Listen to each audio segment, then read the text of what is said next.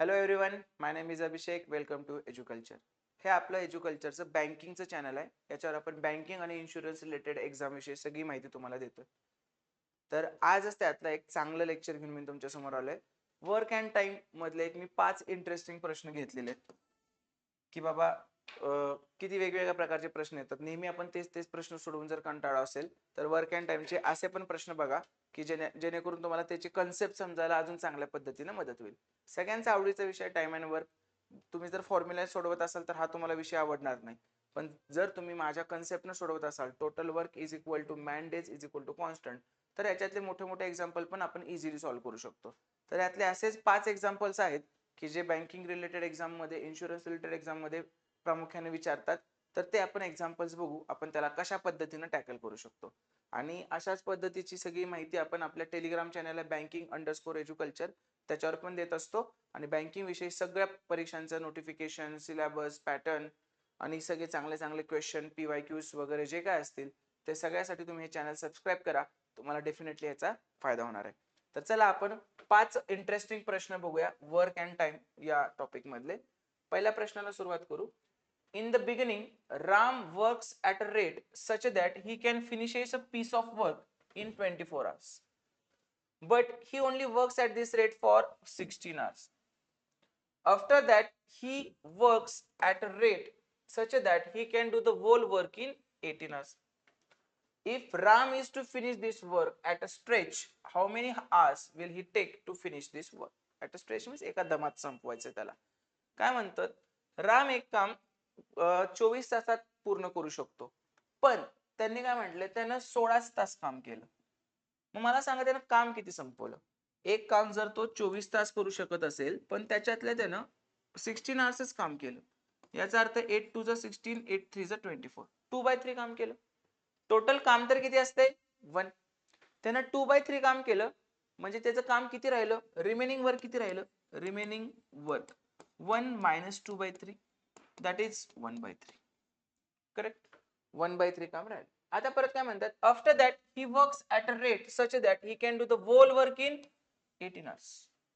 तो नंतर कसल्या स्पीडनं काम करतोय, सगळं काम 18 तासात पूर्ण करेल या स्पीडनं तो काम करतोय.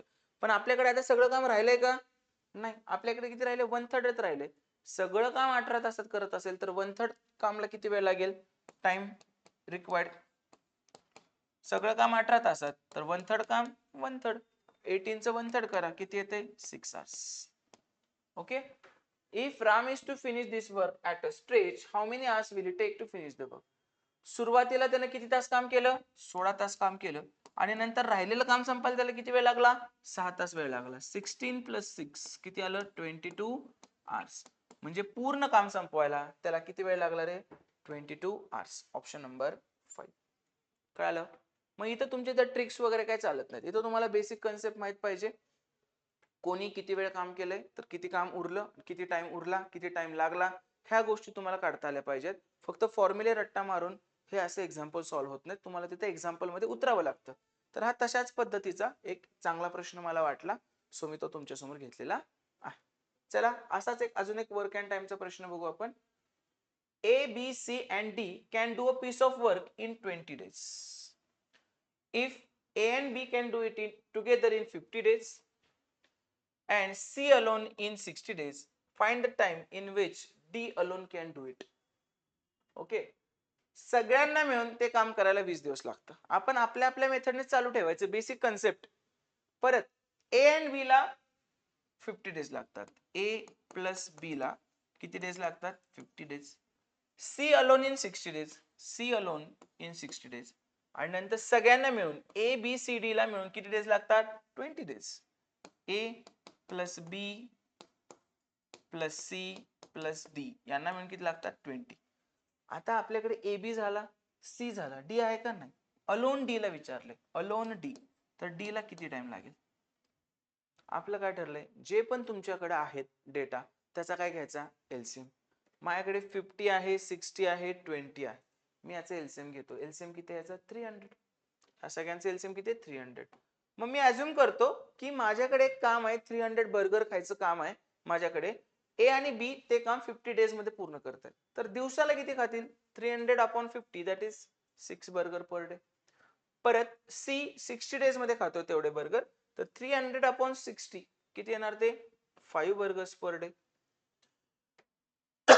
डी चा आपल्याला काढायचं आहे आणि सगळे मिळून ते किती दिवसात खातायत 20 दिवसात खातायत, म्हणजे 300/20 that is 15 burgers per day. आता मला सांगा ए बी 6 बर्गर दिवसाला खातो, सी 5 बर्गर दिवसाला खातो, हे तिघं मिळून 11 खातात. मग 11 मध्ये मी किती मिक्स करावे म्हणजे 15 येईल. 11 मध्ये मला किती मिक्स करायला लागेल 4, 4 मिक्स करायला लागतील तर 15. थोडक्यात डी दिवसाला किती बर्गर खातोय 4 बर्गर खातोय. समजतंय?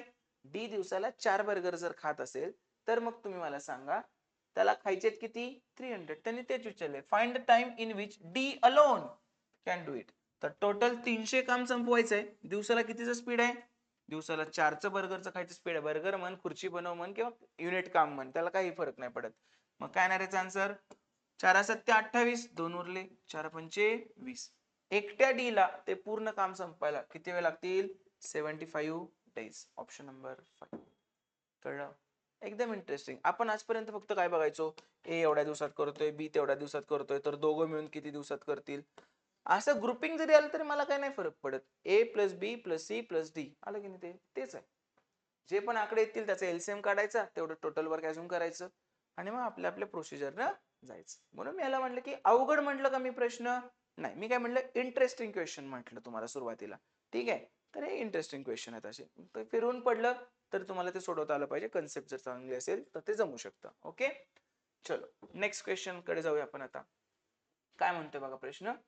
A and B undertake to do a piece of work for ₹450. A can do it in 20 days and B can do it in 40 days. Okay, ते दोघं 450 रुपयाचे काम घेत आहेत आणि त्यांनी काय म्हटलंय A can do it in 20 days and B can do it in 40 days. Done. With the help of C, they finish it in 8 days. With the help of C म्हणजे A plus B plus C, with the help of C, they finish it in 8 days. आता आपल्याला only C चं माहित पाहिजे, बरोबर. आपण ह्यांचा इफिशियन्सीचं बघू कसं काय काय होतंय. पहिल्यांदा टोटल वर काय करायचं एलसीएम 20 48. एलसीएम किती आहे 40. तर 20 दुनी 40, 40 एक्के 40, 8 पंचे 40. आता मला सांगा तुम्ही 2 आणि 1 3. ए एकटा 2 काम करतोय, 2 बर्गर खातोय, बी 1 बर्गर खातोय, तिघं मिळून किती खातायत 5 बर्गर खातायत. तर 2 आणि 3 मध्ये किती मिळवले तर 5 येतंय, 3 मध्ये 2 मिळवले तर किती येतंय 5 येतंय. पटलं? 3 मध्ये 2 मिळवले की काय येतंय 5 येतंय. म्हणजे सी ची कॅपॅसिटी किती आहे 2. आता नेहमी लक्षात ठेवायचं वर्क अँड टाइम मध्ये आणि वेजेस मध्ये तुमचे जे पैसे आहेत, तुमचा जो पगार आहे, तुमची जी सॅलरी आहे, तुमचा जो प्रॉफिट आहे, तुमचा जो नफा आहे किंवा तो जो तुमचं इन्कम आहे तो कशावर डिपेंड असतो, तुम्ही काम किती केलंय, तुम्ही काम किती वेळ केलंय त्याच्यावर नाही. म्हणजे टाइमवर डिपेंड नसतं, ते इफिशियन्सीवर डिपेंड असतं नेहमी. ठीक आहे. मग जर त्यांना 450 रुपये मिळाले असतील, 450 रुपये मिळाले असतील तर ते ए बी सी मध्ये किती रेशो मध्ये डिवाइड होणार 2:1:2. 2:1:2. डन. मग आता मला सांगा आपल्या भाषेत किती रुपये 2 आणि 1 3 आणि 2 5. आपल्या भाषेत टोटल किती आहेत 5. पण त्या 5 लाच ते काय म्हणतात 450 म्हणतात. सो आपल्या 1 ला काय म्हणतील 90. 5 ला 450 तर 1 ला 90. तर आता मला सांगा with the help of C they finish it in India. How much should C paid for. तर सी चं विचारलंय 1 ला 90 तर 2 ला किती असणार रे बेदुनी 9 दोन्ही 18 180. सी ला किती रुपये मिळाले पाहिजेत 180 आहे का. Option number 1. कळालं. लक्षात काय ठेवायचं एक्झाम्पल मध्ये wages are always depend on work done or efficiency not on time. किती वेळ काम केलं त्याच्यावर पैसे ठरत नाहीत, किती काम केलं किंवा किती इफिशियन्सीनं काम केलं त्याच्यावर तुमचं पेमेंट ठरतं. कळालं. ही एक कन्सेप्ट इथं आपण क्लिअर केली. तर याचा येणार option number 1 180. Done. Next question बघा. Daku and Tamatar can do a piece of work in 70 and 60 days respectively. They began the work together but Daku leaves after some days. वाचून काहीच मिळत नाही, सरळ लिहून घ्यायचं. Daku and Tomato can do a piece of work in 70 and 60 days. LCM किती असणार आहे 420. मग हे येणार 6 आणि हे येणार 7. डन. पटलं.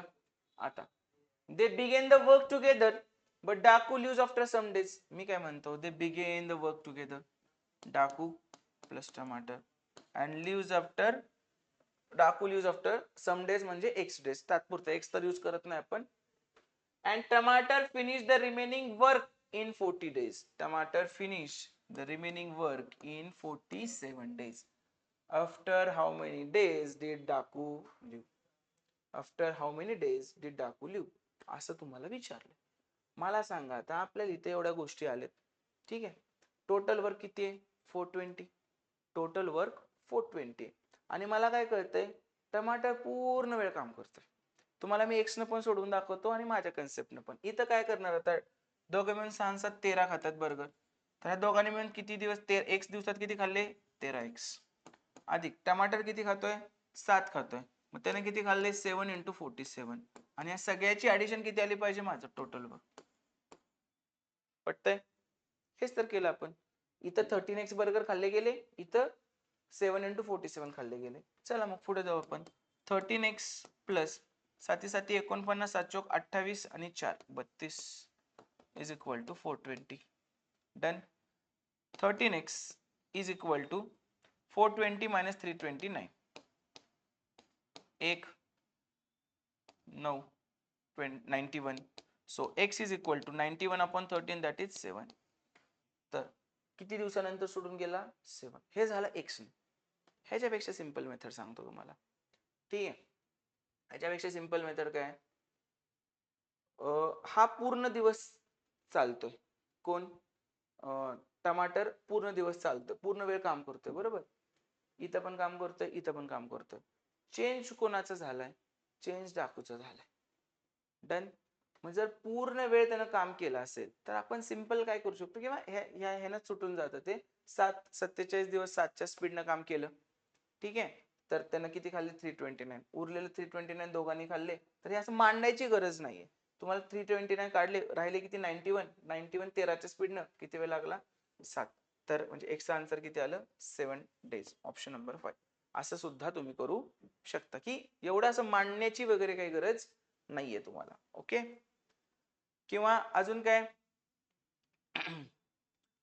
पूर्ण काम एकट्याला करायला जर त्याला 60 लागत असेल, पण त्याचं थोडी वेळ मदत पण भेटलेली आहे वगैरे, तर लाईन काढायची अशी, कोणी किती वेळ काम केले ते बघायचं आणि त्यानुसार त्यांच्याकडून ते काम करून घ्यायचं आणि राहिलेलं काम राहिलेल्यांकडून करून घ्यायचं.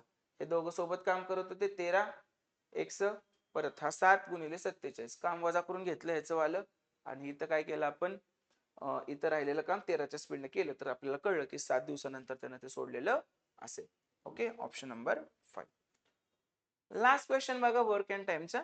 काय म्हणतोय प्रश्न, A and B can do a piece of work in 4 days while C and D can do the same work in 12 days. In how many days will A, B, C, D do it together? Grouping दिलंय म्हणून काय लगेच ते man woman सारख्या ह्याच्यात जायचं नाही, आपल्या आपल्या पद्धतीनेच जायचं. A plus B can do it in 4 days.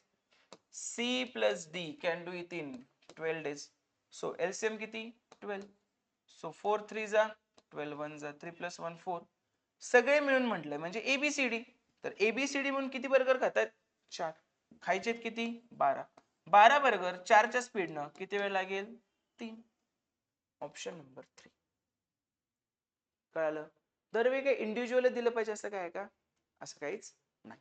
तर मी असे 5 इंटरेस्टिंग प्रश्न तुमच्या समोर घेऊन आलेलो, की ज्याच्यातून तुम्हाला थोडंसं वेगळ्या प्रकारे प्रश्नाची सुरुवात समजायला मिळेल आणि मग नंतर डीप डीप डीप जात आपण हळूहळू अवघड एक्झाम्पल, ह्याच्यापेक्षा अवघड एक्झाम्पल असं करणार. हे काय अवघड नव्हते, हे इंटरेस्टिंग एक्झाम्पल होते. तर अशाच प्रकारचा कंटेंट बघण्यासाठी एज्युकल्चरचं हे बँकिंगचं चॅनल नक्की सबस्क्राईब करा. आणि तुमचे काही डाऊट असतील किंवा सगळे अपडेट्स तुम्हाला पाहिजे असतील तर आपले नंबर तुमच्याकडे आहेतच. तरी पण मॅथमॅटिक्स किंवा क्वांटिटेटिव्ह ॲप्टिट्यूड आणि रिझनिंगसाठी हा माझा नंबर आहे. आणि शेखर सरांचा नंबर इंग्लिशसाठी तुम्हाला आधीच्या व्हिडिओमध्ये मिळूनच जाईल. आपल्या चॅनलला सबस्क्राईब करा, जेणेकरून तुम्हाला बँकिंग आणि इन्शुरन्स रिलेटेड सगळ्या इन्फॉर्मेशन मिळत राहील. Thank you so much. All the very best.